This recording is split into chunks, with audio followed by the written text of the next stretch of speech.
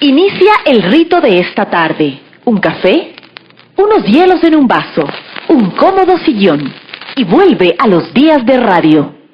La conversación, la información y la buena música que te acompañarán en esta jornada.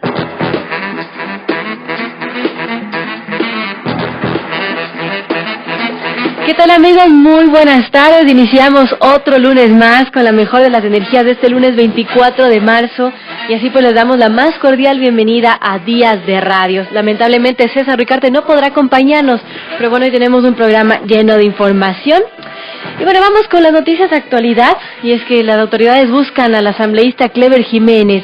Así lo publicó Diario El Comercio. El ministro del Interior, José Serrano, informó la mañana de hoy que trabajan con inteligencia de la policía para ubicar el paradero del asambleísta Jiménez, que recordemos fue sentenciado a 18 meses de prisión por el delito de injurias contra el presidente Rafael Correa. El legislador también fue condenado junto con su asesor Fernando Villavicencio y el activista Carlos Figueroa.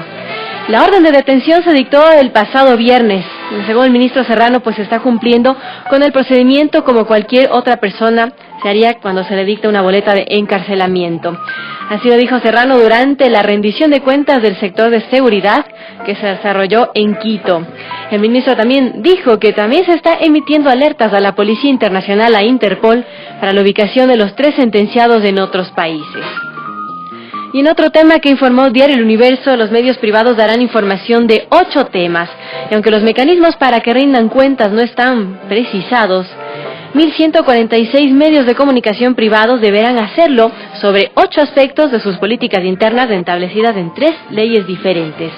Según la Ley de Comunicación, en la que se definió la comunicación como un servicio público, los medios tienen que informar sobre la difusión de los contenidos interculturales, acceso a personas con discapacidad, reclamos presentados por la ciudadanía y pago de derechos de autor.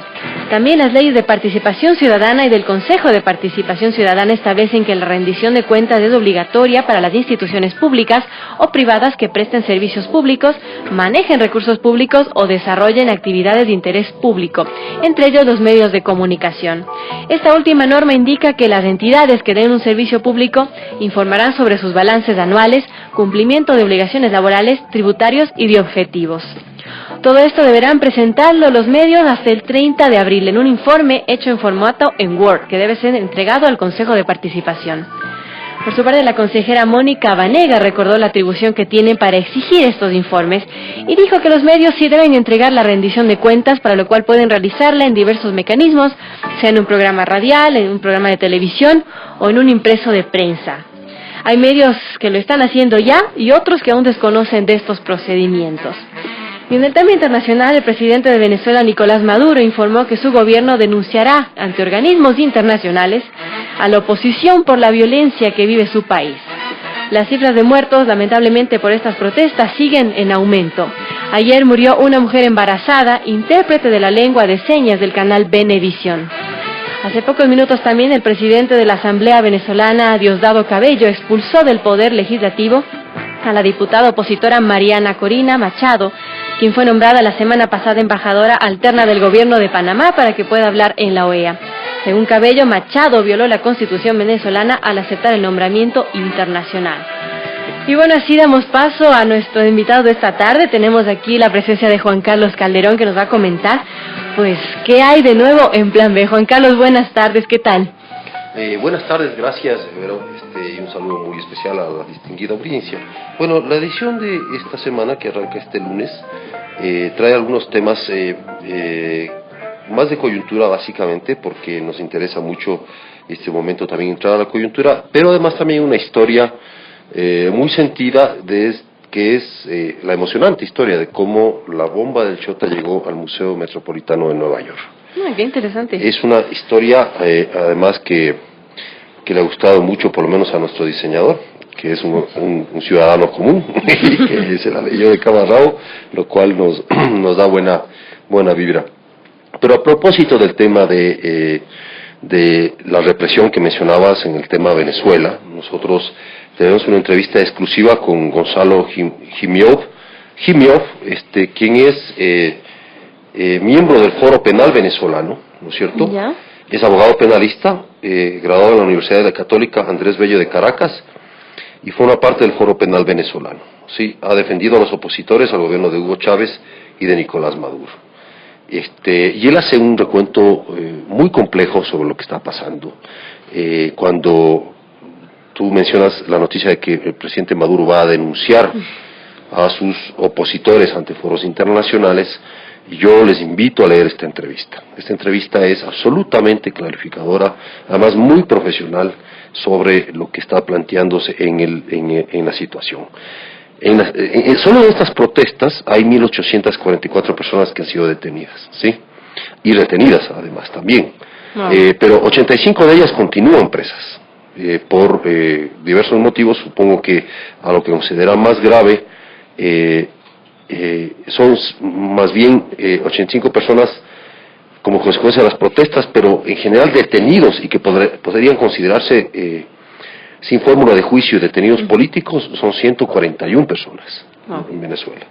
De estas, lo que estamos publicando como las cifras de la represión, que no es solamente en este periodo, digamos se visibiliza, son 34 muertos y tanto así, pero el foro penal de abogados, el foro de abogados estima que desde el 2005 por lo menos 4.000 son las personas que han sido sometidas a diversos tipos de procesos en los cuales calculen o digamos quiero que identifiquen las semejanzas que tienen que ver con criminalización de la protesta, sabotaje, terrorismo, detención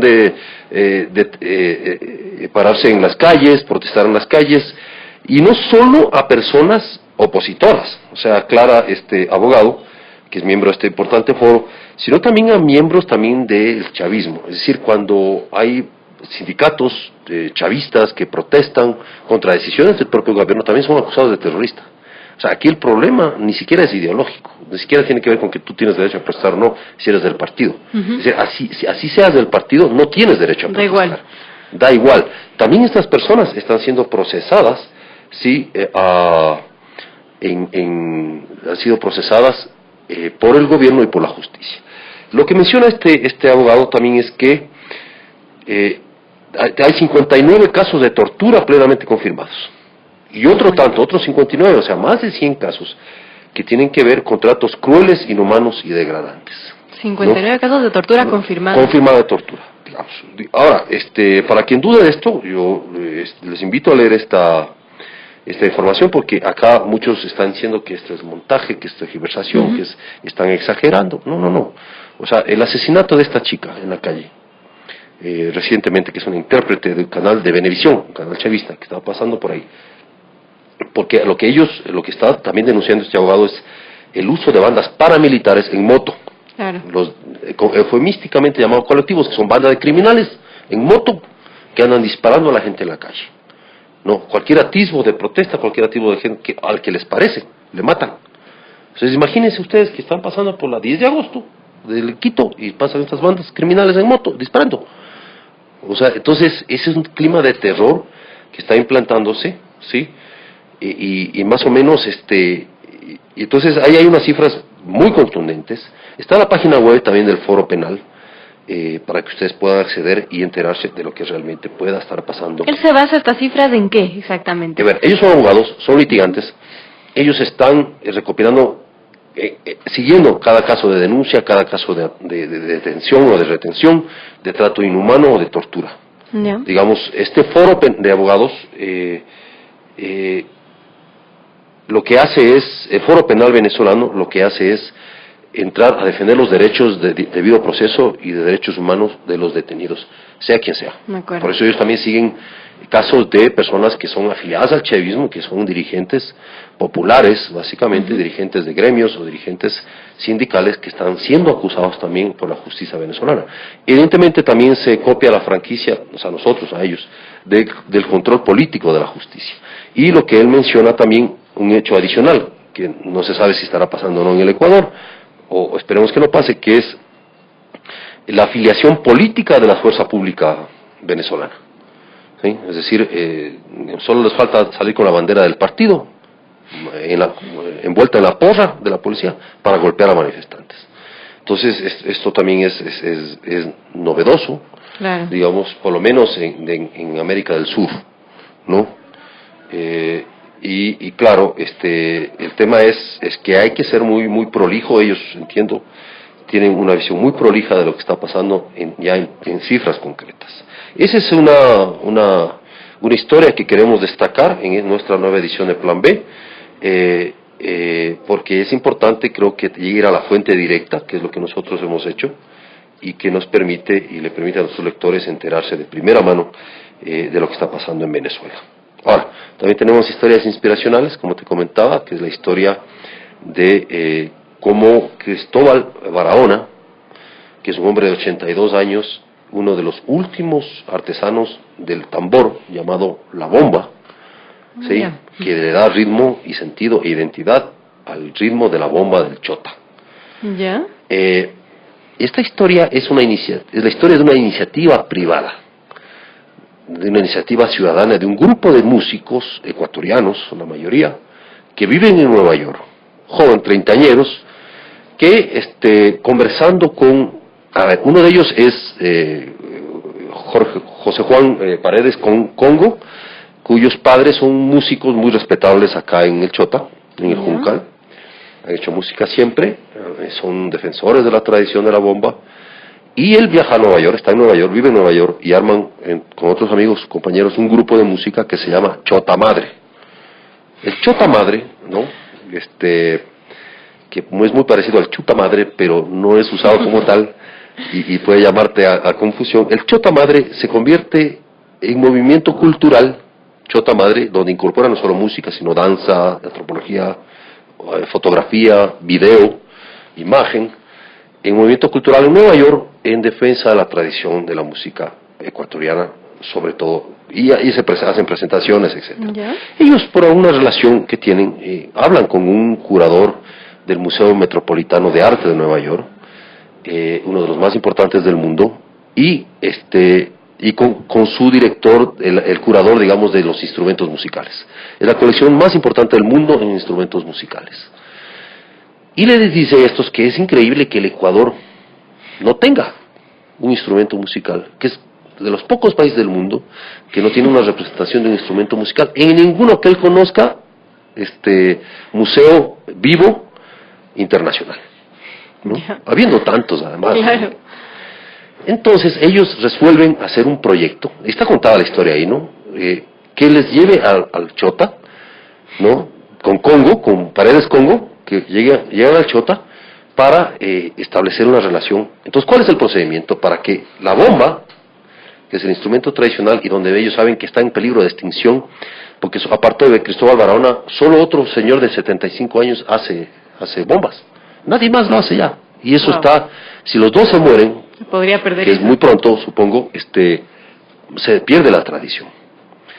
Y no hay quien quiera aprender, además, ¿no? Porque tiene tiempo, porque sale muy caro hacerlo, venderlo además, porque es un tema artesanal. Les interesa más del fútbol por esa zona. No, o sea, no tanto por el fútbol. Ahora, ellos explican ahí también, es muy interesante esta visión, de todas maneras, porque ellos ven que el fútbol da más réditos, inmediatos, digamos. Claro. O sea, vos puedes salir, ya eres buen jugador, pateas bien la pelota y puedes de inmediato tener un salario y tener un acomodo en Quito, etcétera, o en otra parte del país, y tener cierta posibilidad ante la enorme pobreza que existe. En cambio, por el lado del movimiento cultural, musical, es mucho más difícil, y más aún en la fabricación de instrumentos. Claro. Porque es artesanal, esto tienes que cavar los troncos, curar el cuero, etcétera, etcétera, se te demora. Y eso sale caro. Entonces, bueno, ellos cuentan, porque el procedimiento es que tienes que documentar con un video el procedimiento, tienes que contar la historia, es un trabajo casi antropológico, para presentar el instrumento en el Museo de Arte de Nueva York, ¿sí? Museo Metropolitano de Arte, el MET. Y entonces, hacen ese proceso. Consiguen fondos de sus familiares, amigos, les dicen, mira, vamos a hacer esto, y les consiguen fondos y hacen un proyecto que se llama Rumbo al Sur. Con Rumbo al Sur, ellos llegan al Chota, al Juncal, y hacen todo lo que tienen que hacer, y se regresan a Nueva York, y presentan y es aceptado el instrumento, la bomba. Qué bien. Pero para entregar la bomba, llevan a Cristóbal Barahona, a su nieto, a Nueva York. Ellos, primera vez que salen del país, ¿no? sobre todo Cristóbal, que es 82, y su nieto tiene 18. Polo, ¿no? Su nieto Polo, que es un chico que también le interesa el fútbol. Sí. Pero él deciden que él es el único con la posibilidad de acompañar a su abuelo. Y los dos viajan a Nueva York, ¿no? Y los reciben allá. Ellos hacen también gestiones, estos chicos de Chota Madre hacen gestiones con la asambleísta Jimena Peña, que es por los migrantes. Consiguen los pasajes, consiguen que además les den la visa. No les dan una visa múltiple de 5 años, sino de 3 meses, pero bueno, consiguen la visa y los pasajes y además ropa para poder llegar al frío de Nueva York en ese momento. Estoy hablando de primeros días de marzo. Entonces llegan ahí y presentan en el museo, además ahí están las fotos, ¿no? Presentan además, él entrega un acto muy emotivo, este anciano, artesano, conservador de la tradición musical de su pueblo, afrodescendiente del Chota, entrega al museo más importante del mundo la bomba. Porque además el instrumento tiene que estar, una de las condiciones es que sea todavía fabricado, además tiene que permanecer vivo, es decir, en uso, etcétera, etcétera, ¿no? Tiene ciertas condiciones. Y es invitado también el ministro de Cultura, Paco Velasco, ¿no? Él llega, me contaron la historia también, que llega Paco Velasco, pero también él lleva una marimba esmeraldeña. Entonces él quiere entregar la marimba y le dice, no, ministro, hay un procedimiento, etcétera. No, que hay que recibir. Dice que se puso media tensa la cosa, pero que después ya entendió, ¿no? Comprendió que había que hacer un procedimiento, qué es lo que se va a hacer. Bueno, se quedó la marimba guardada en la bodega del Met, porque no pueden exhibirla todavía. O sea, hasta tener un protocolo, es un protocolo. Qué interesante. ¿No? Sí, y entonces es una historia muy interesante, pero además tuvimos el testimonio de ellos, de Cristóbal y de la gente de Chota Madre. Gabriel Roldós, el presidente, ¿no? de este movimiento, y del grupo musical, y cómo se presentó el baile de Chota en el Met de Nueva York con las principales autoridades. Es una historia que me encantó hacerla, o sea, yo la hice con el apoyo de la gente de Chota Madre, porque es muy inspiradora, y sobre todo quiero destacar porque es una iniciativa particular, es decir, de jóvenes, de gestores independientes, no necesitan plata del Estado, no necesitan tener $20,000 para hacer una cosa, es pedir, no, lo que ellos fue que gestionaron esto en la ciudad donde viven, y luego salieron adelante. Tanto que invitaron al Estado ecuatoriano a presentar esto. Es la historia, se llama Desde el Juncal al Metropolitan Museum, ¿no? De Nueva York. Luego tenemos un tema también de denuncia, que es sobre el riesgo de cuidar el medio ambiente, de la situación de los defensores de los derechos ambientales, el riesgo que hay, y cómo esto está llevado en este momento a la CIDH, en su periodo de audiencias.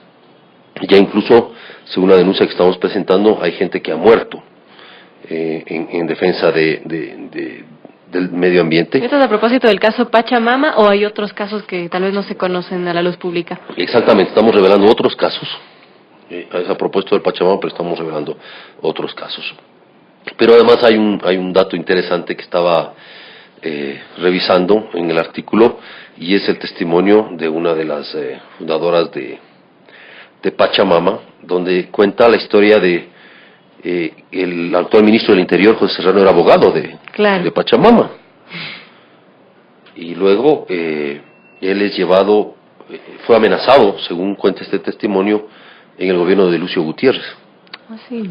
Claro, fue amenazado con peligro para su integridad, para que dejara de defender a las comunidades indígenas y a todo eso, ¿no es cierto? Entonces mira cómo el mundo da vueltas, y cuando se trata del poder, una cosa es con guitarra y otra con violín, cuando nos toca pues, defender todas esas cuestiones.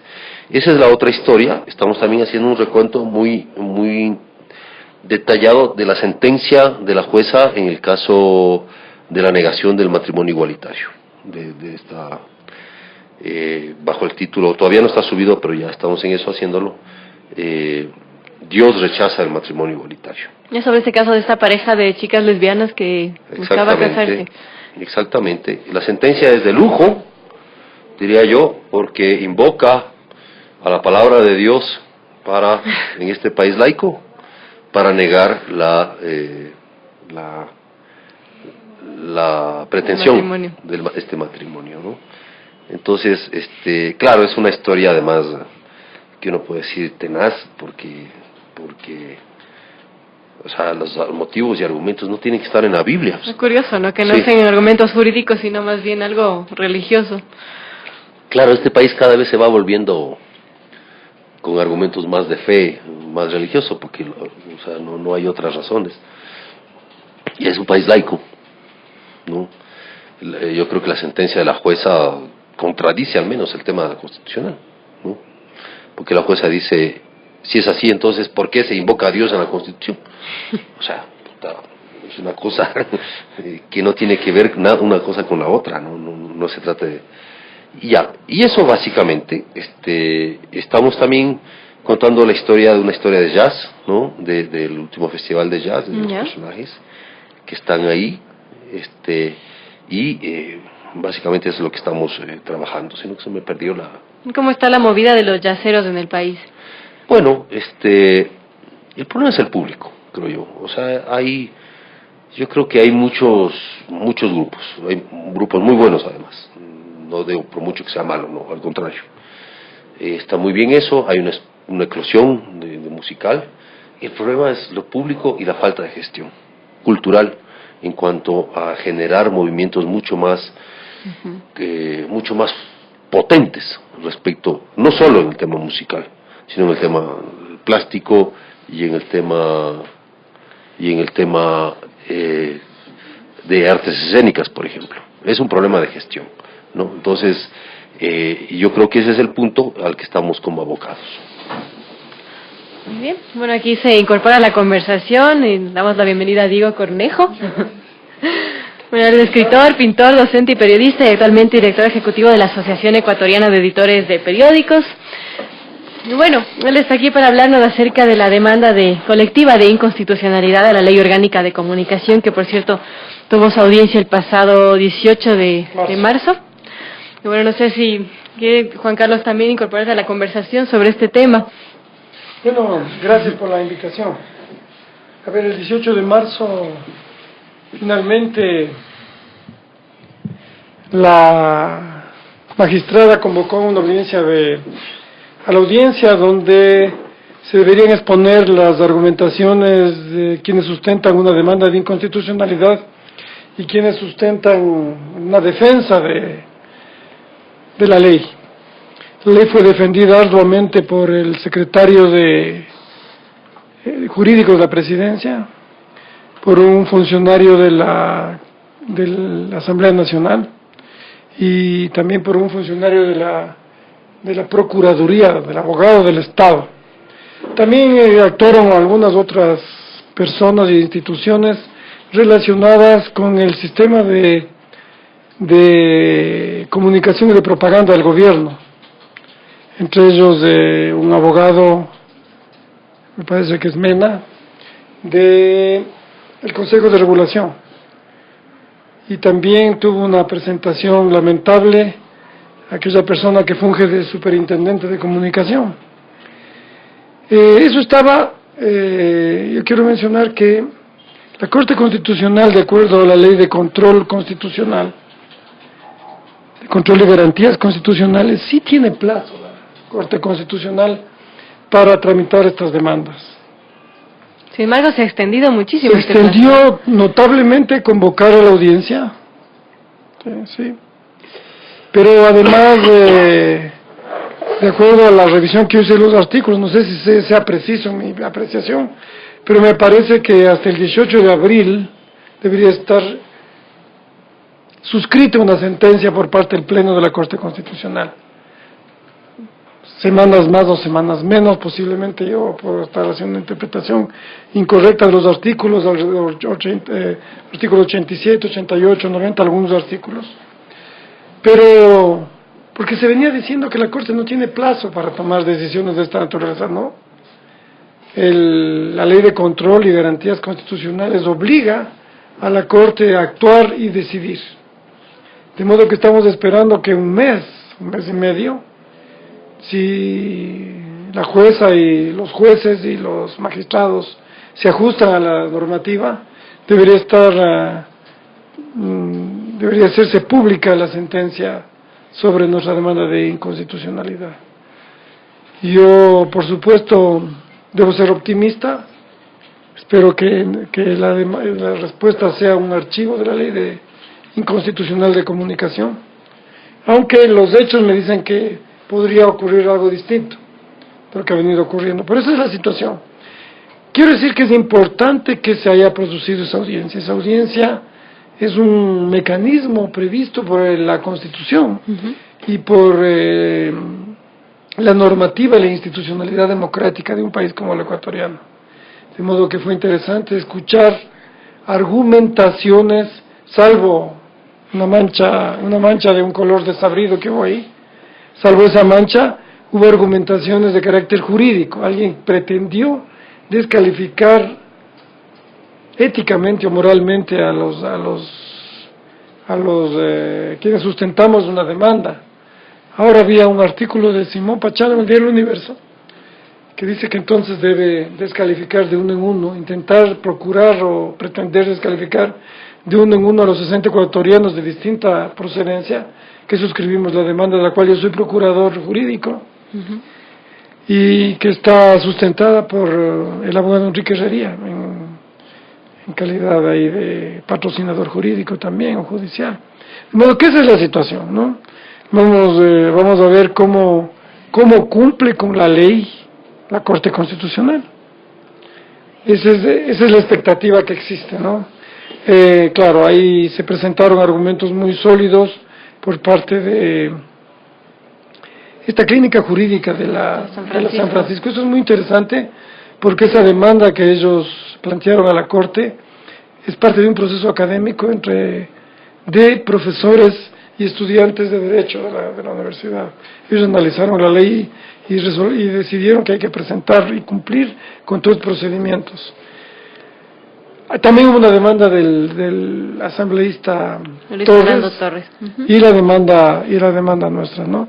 Nosotros consideramos que por el fondo y por la forma, por todo lado, la ley es inconstitucional y debería ser archivada, y debería el legislador ecuatoriano, con notable participación colectiva, elaborar una nueva ley democrática que necesita el país sobre la comunicación. Pero desde nuestro punto de vista, esta es una ley represiva y tiene organismos más bien disciplinarios, como esta SUPERCAM, que es la Superintendencia de Comunicación, y este Consejo de Regulación, que sirven para ponernos en disciplina, ordenarnos, ponernos de buen modo, diríamos, ¿no? ¿Cómo evaluar la participación de Superintendente de Información y Comunicación de Carlos Ochoa en una audiencia cuando, bueno, él no dio argumentos jurídicos, sino más bien dijo otras cosas, ¿no? Porque ya se había hablado, según él, en demasía. Hay un antecedente que es importante considerar. Cuando el presidente de la República lo puso en primer puesto la terna, y le entregó esa terna al Consejo de Participación Ciudadana para la ficción de elección, surgieron muchas voces de distinta procedencia que impugnaron su nombre. No obstante, esta ficción de organismo de participación ciudadana desechó las impugnaciones, y estos son los resultados. El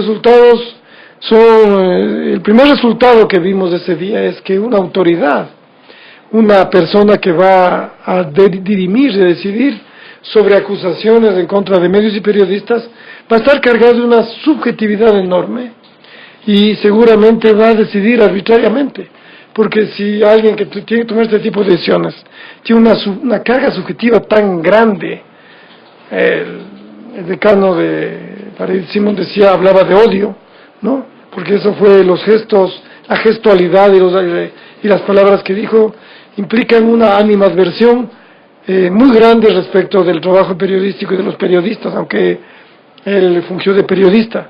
De modo que ese es el tema, es un error, me parece, es una presentación falsa, una presentación equivocada del superintendente, que no tenía nada que hacer en una audiencia de carácter constitucional, las únicas palabras que tienen que pronunciarse tienen que ver con el derecho y con la justicia y no con otro tipo de argumentos, ¿no? Juan Carlos, como periodista, ¿cómo ve esta situación de la aplicación de la ley de comunicación y también esta demanda que depusieron 60 ciudadanos contra la inconstitucionalidad de esta ley? De la cual soy firmante. También es firmante.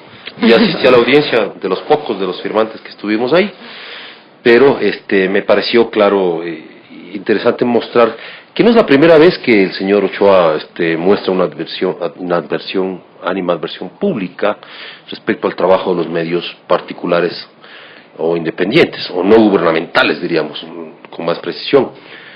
Ya lo ha hecho en algunas entrevistas respecto a temas como la demanda que pasó con el Diario Extra, por ejemplo, donde él planteaba desde cómo debe poner los titulares hasta qué tipo de temas debe, y literalmente señalaba que Diario Extra debe cambiar su forma de hacer periodismo. Digamos, ahí yo creo que hay una equivocación sobre las atribuciones que puede tener un funcionario de esta naturaleza, que además la ley no especifica no le da mayor contenido. O sea, es muy subjetiva esta función, donde un funcionario pretende decir cómo se debe hacer periodismo, y no esa es su función. O sea, su función está supuestamente en esta supuesta ley en proteger los derechos de la ciudadanía, básicamente, ¿no es cierto? Y entonces no está en algún artículo que leí en su capacidad de poner contenidos o quitar contenidos de un medio. No es editor general de los medios del Ecuador, no lo es. Entonces yo creo que eso es importante señalar. Yo creo que ese tema de la Superintendencia de Comunicaciones es un tema fundamental en el tema de la ley. O sea, el que los ciudadanos ecuatorianos que hacemos periodismo debemos dejar claro jurídicamente, constitucionalmente, en lo que dé la ley ecuatoriana en este momento, de cómo esta superintendencia está o no cumpliendo la ley de comunicación y la Constitución de la República. O sea, no se puede legislar bajo reglamento, incluso contradiciendo las propuestas de la ley de comunicación. Por ejemplo, el tema del debido proceso. Claro. El tema del debido proceso es clave porque todos los derechos de protección sobre el debido proceso están claramente estipulados en la Constitución. Pero entonces el reglamento e incluso la propia ley genera jurisprudencia contradiciendo lo que está en la Constitución. Ya. Y se actúa y se emite sanciones hasta económicas desde ese punto de vista. Hay otra figura ahí que me parece importante señalarla, que se llama prevaricato. O sea, ¿qué pasa cuando un superintendente, cuando un funcionario que ejerce tareas de juez, ¿cierto?, muestra predisposición negativa o positiva frente a sus actuados, frente a sus accionados? ¿Sí? En este caso es claro su discurso, ¿no? Claro, está clarísimo. O sea, ahí estamos siendo juzgados frente a una persona, por una persona. Hay una noticia de última hora que le acaban de pasar a nuestra entrevistadora. Es el hecho de que la Comisión Interamericana de Derechos Humanos ha otorgado medidas cautelares para Clever Jiménez y los demás, y pide que se deje sin efecto la sentencia. Este es un tema complicado, porque hay un antecedente nefasto. La semana pasada, el sistema interamericano sufrió un severo golpe cuando el presidente colombiano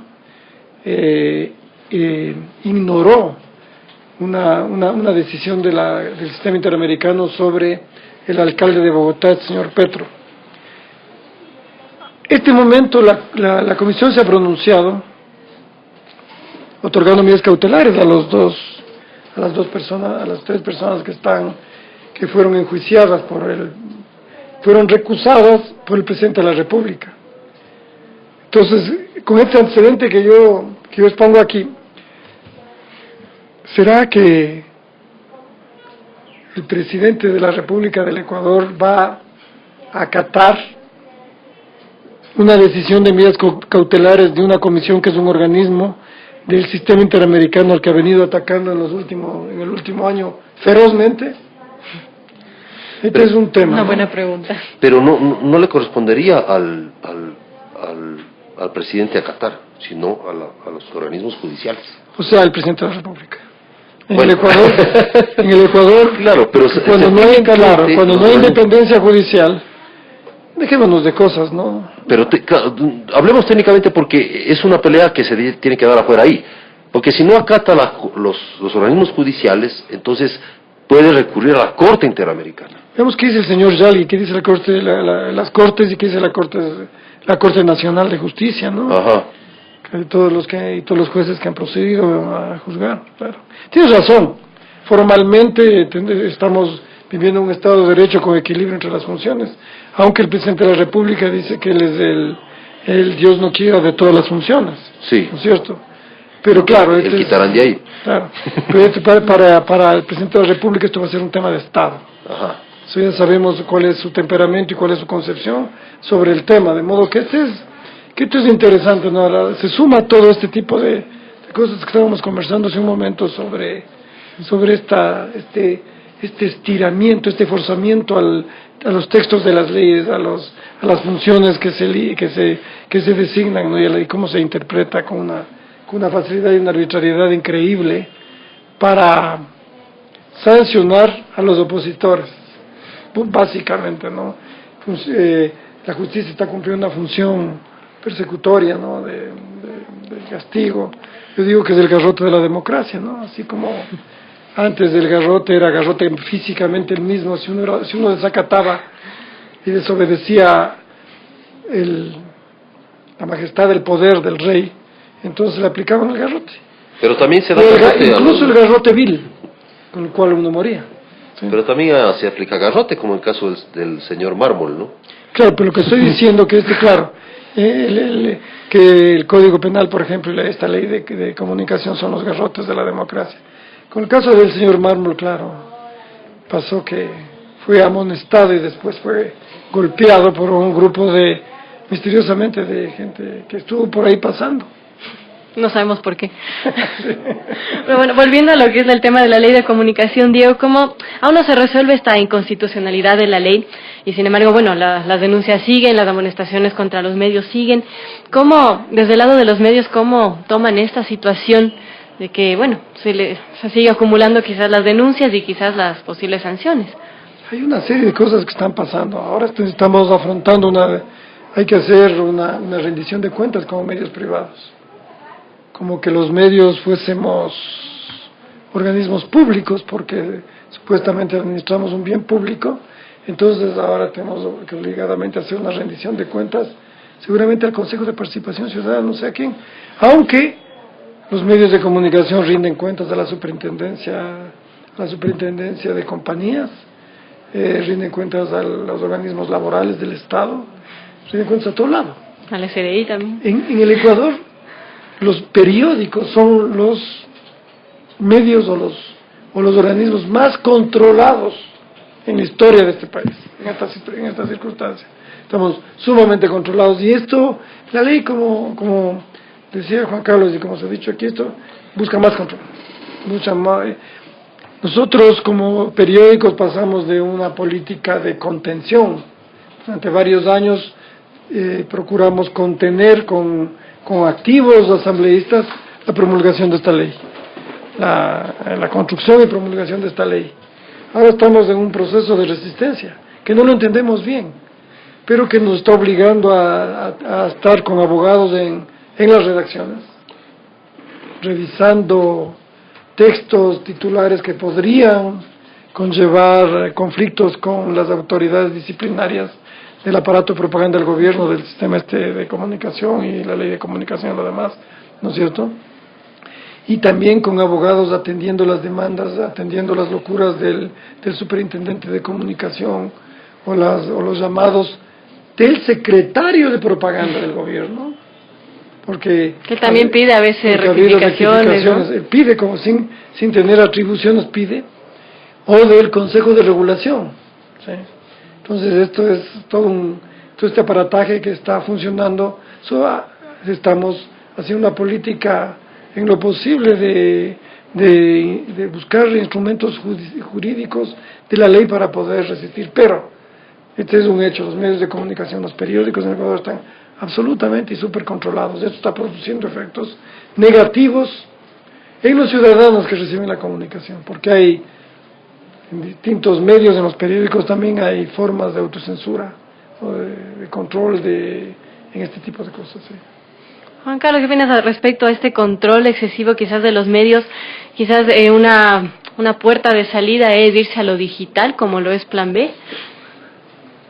Bueno, hay... Que ya ha cumplido 6 meses, lo cual... claro. Una felicitación. No puede ser felicitado en estas circunstancias. Es cierto que me había olvidado de eso. Era parte de una nota que también es una rendición de cuentas, pero a nuestros lectores, ¿no? Es decir, ahí están nuestras cifras. Claramente están estipuladas de cómo hemos ido avanzando en estos 6 meses. El proyecto tiene 2 meses, 8 meses. Realmente lo que estamos contando es que estamos al aire desde el 20 de septiembre del 2013. Y nuestras cifras superan las 600.000 lecturas, ¿no? Lo cual nos da una señal muy clara de que el público también busca o sigue buscando información que no sea netamente la oficial y que además entre a contrastar, porque es una obligación, entre a contrastar la versión oficial. Yo parto de un principio, aquí se señala, o sea, el gobierno exige que se contraste información, o sea, la ley exige. Eso es lo que hacemos nosotros, contrastando la información oficial. Entonces, cuando se da una cifra de la pobreza, nosotros contrastamos esa cifra y descubrimos que ahí hay un montón de ejes que no se... Y el presidente de la República no contrasta. Anunció que estaba preso porque no contrastó la información, no verificó la información. Es que esta es la ley del embudo. El presidente de la República dijo que estaba preso Clever Jiménez y Nones. El señor estaba haciendo ejerciendo un acto, un hecho de informativo, y sin embargo, él no estaba cumpliendo con la ley de comunicación. Y que por cierto fue replicado por Agencia Andes en un Twitter, que luego lo rectificó. Y por todo el sistema, ¿no? Claro. Es que ese es el punto. Aquí la ley se aplica para todos menos para el gobierno. O sea, se creen por encima de la ley, en este punto, en concreto. Entonces, claro, está listo, es evidente. Bueno, volviendo al tema de Plan B, a tu pregunta sobre lo digital. Yo creo que obviamente la ley no abarca los medios digitales ni las agencias. El reglamento sí, pero bueno, el reglamento, como decía Diego, técnicamente el reglamento no está por encima de la ley, ¿sí? Pero aquí se aplica al revés, porque es un país al revés, ¿no es cierto? Entonces el reglamento está por encima de la Constitución de la República y de los convenios internacionales.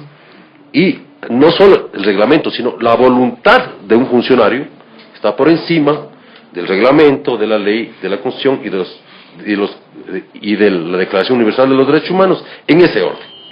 ¿Sí? Siempre pensemos al revés. ¿Sí? Entonces, yo, como funcionario, me da la gana de hacer lo que me da la gana, y yo estoy por encima de todo eso. Entonces, claro, es evidente, pero la ley sí la aplico a quien me parece, con dedicatoria.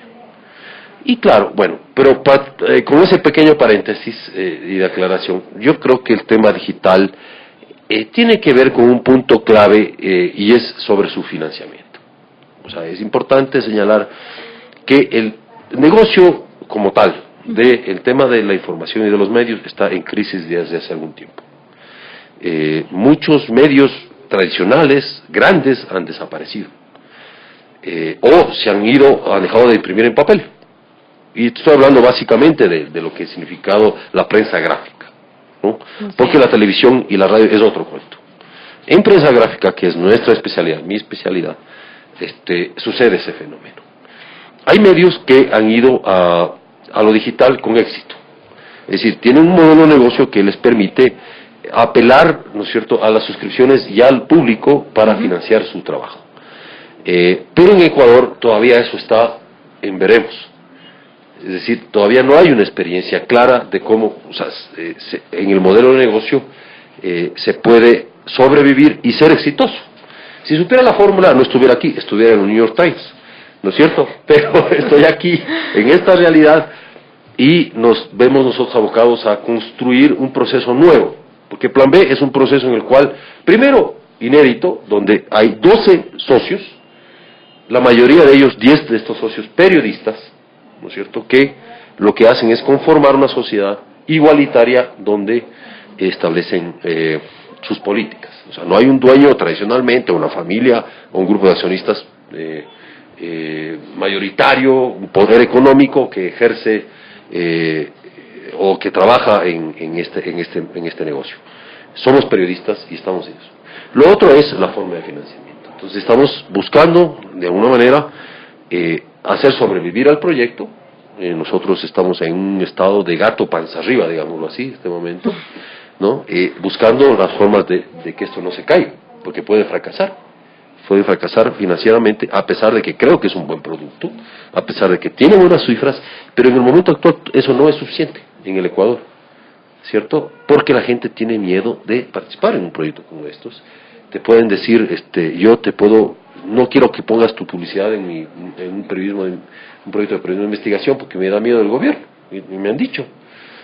O te pueden decir, yo te colaboro porque jamás haya una relación por ahí, ¿no es cierto? Entonces nosotros armamos un proceso en el cual la gente aporta como parte de un club de miembros de este proyecto. Es un proyecto largo, es un proceso largo más bien, difícil, necesitamos una buena infraestructura, pero ahí vamos.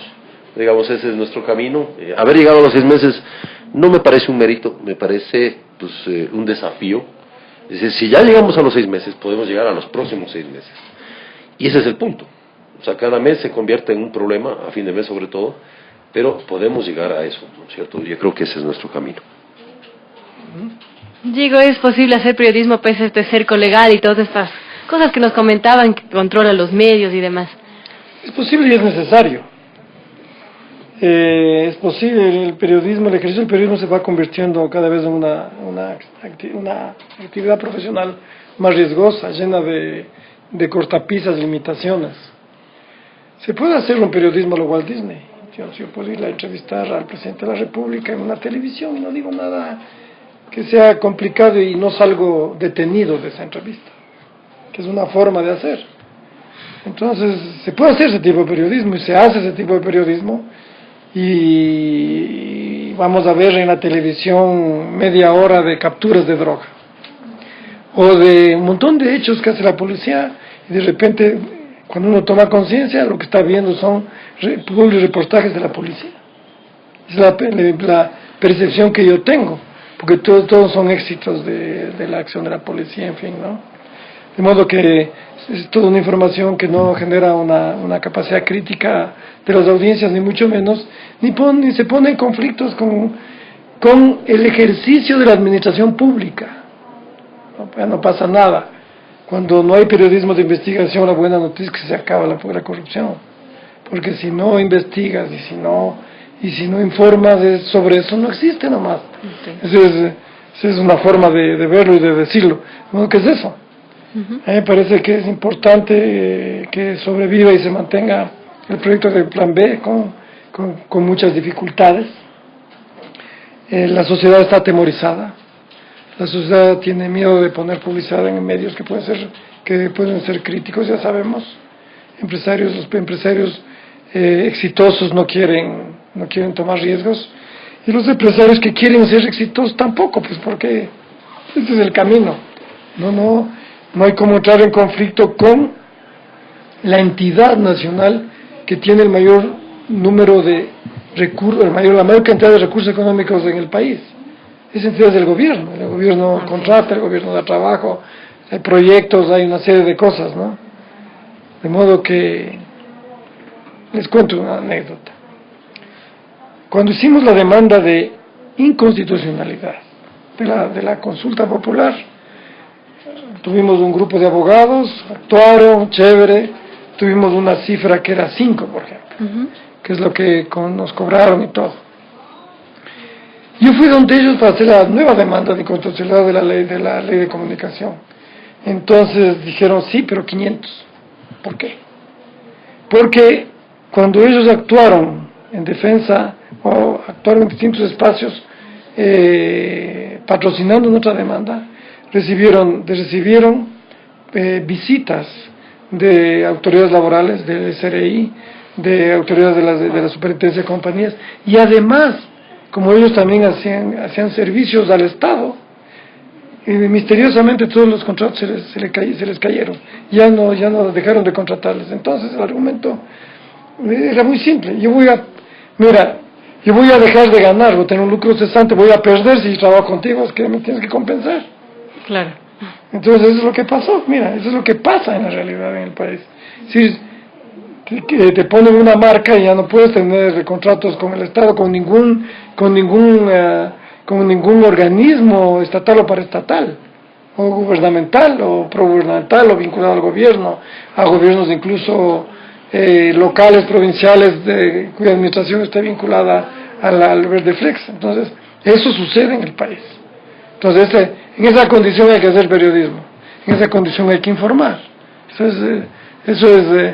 es lo complejo. Lo que está sucediendo en los medios grandes de comunicación eso es lo que te dice. Hay que poner el dedo índice en la muñeca de los medios de comunicación y tomarles el pulso. Y tú vas a ver cuál es ese pulso, ¿no? No es muy acelerado el pulso ahora, ¿no? Es muy... Se va apaciguando, es la impresión que yo tengo al menos, ¿no?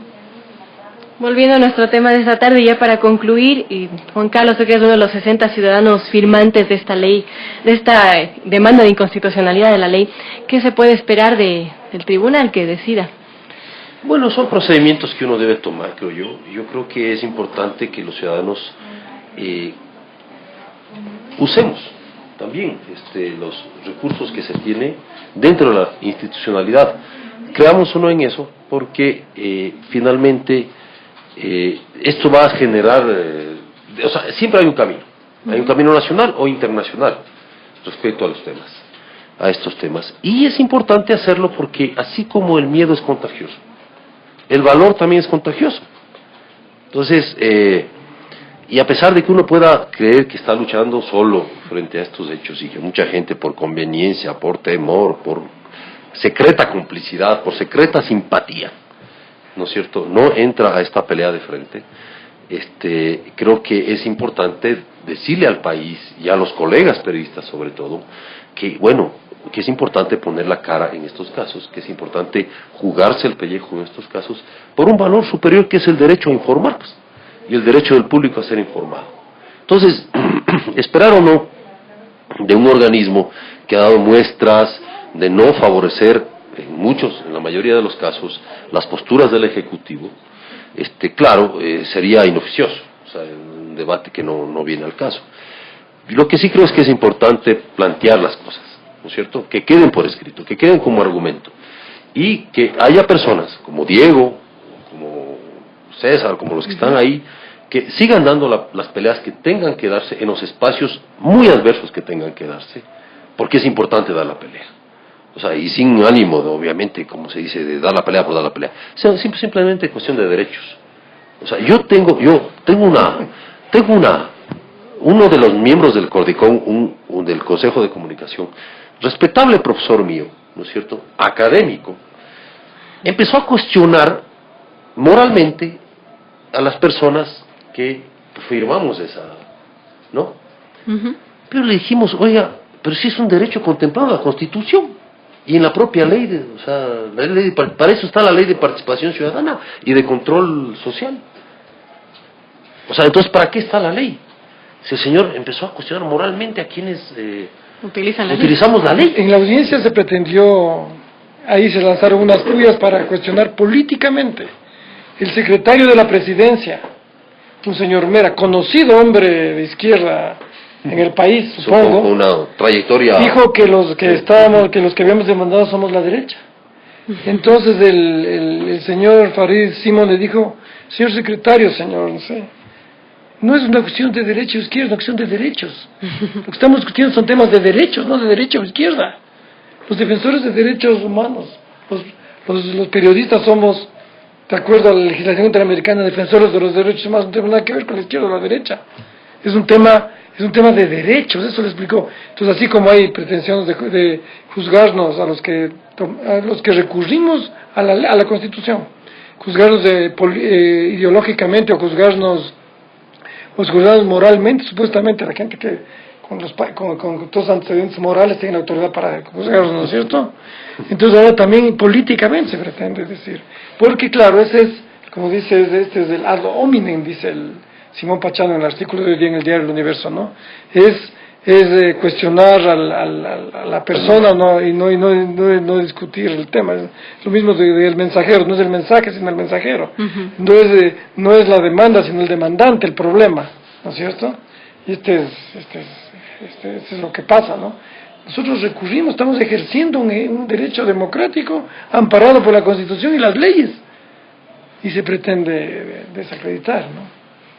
Muy bien, así vamos a concluir este diálogo tan interesante y hablamos de diversos temas. Yo me quedo con lo que dijo Juan Carlos de que el valor es contagioso, muy importante defender nuestros derechos. Y bueno, para concluir, antes de cerrar, quería comentar más ampliamente lo que fue la noticia de última hora, y es que la Comisión Interamericana de Derechos Humanos otorgó medidas cautelares a favor del asambleísta, periodista y dirigente social. Hablamos de Clever Jiménez, Carlos Figueroa y Fernando Villavicencio. La CIDH en su escrito dice: tras analizar las alegaciones de hecho y de derecho presentadas por las partes, la Comisión considera que la información presentada de nuestra prima Fachi, que los derechos de los señores Fernando Villavicencio, Clever Jiménez y Carlos Figueroa se encontrarán en una situación de gravedad y urgencia y de daño irreparable. En consecuencia, dice, de acuerdo al artículo 25, literal 1 de su reglamento, la Comisión solicita al Estado de Ecuador que suspende inmediatamente los efectos de la decisión del 14 de enero del 2014 emitida por el Tribunal de Casación de la Sala Especializada de lo Penal. Corte Nacional. De la Corte Nacional. Ex Suprema. Claro, Aunque bueno, veamos qué pasa con estas medidas cautelares, esperemos que el Estado las acate. Es un mal momento, la antecedente de Colombia es terrible, es mi criterio. Pero bueno, así concluimos este programa y veamos más adelante qué ocurre con este caso. Amigos, muchísimas gracias por escucharnos, por sintonizarnos a través de las ondas cibernéticas de Rayo de la Radio. Conmigo será hasta el próximo día miércoles.